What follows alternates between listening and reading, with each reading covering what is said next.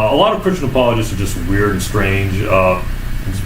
For example, David Wood and James White, they have some kind of weird debate fetish where they like debate Muslim college kids and you know and they people declare victory over they've won the class of civilizations. Yeah, exactly. Just one debate. And then they think that if they keep debating Christianity and Islam and they're winning in those debates, that automatically proves their religion over Islam and stuff like that. Yeah. And people like James White has bogus. He has a fake PhD and THD, and this has been a source of mockery of James White all over the internet.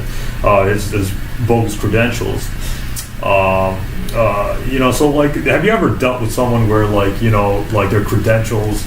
Have you ever been like elitist where you know you don't want to debate somebody because they have no credentials, or no? Have you ever done the Barterman approach? No. Well, that's the William Lane Craig is the one who claims that he won't debate someone who doesn't have a PhD. Although he does that, he's debated Eddie Tabash. He's debated people without PhDs before, but no, I don't have that limitation. I do.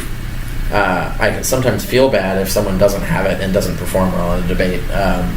I win those debates, but you know, I feel bad for them. It's like, you know, you probably it's not fair. Yeah, it's not really it's not the best representation of the position they were defending, right? So I would rather have the best representation rather than the worst. But I don't organize debates myself.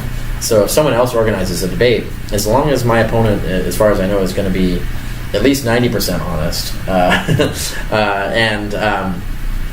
and not defend reprehensible values or something, I'll probably do that debate.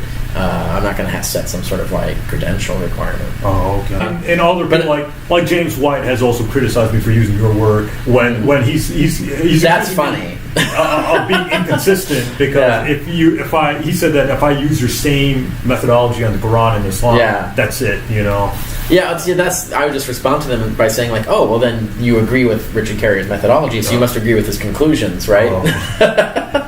So it sounds to me like they're saying that the methods work from their point of view, right? So I would use that against them. But it's funny to have someone like James White with a fake degree saying you shouldn't listen to the writings of someone who actually has the degree. Yeah, he does not have scholarly credentials and never publishes any works of scholarship.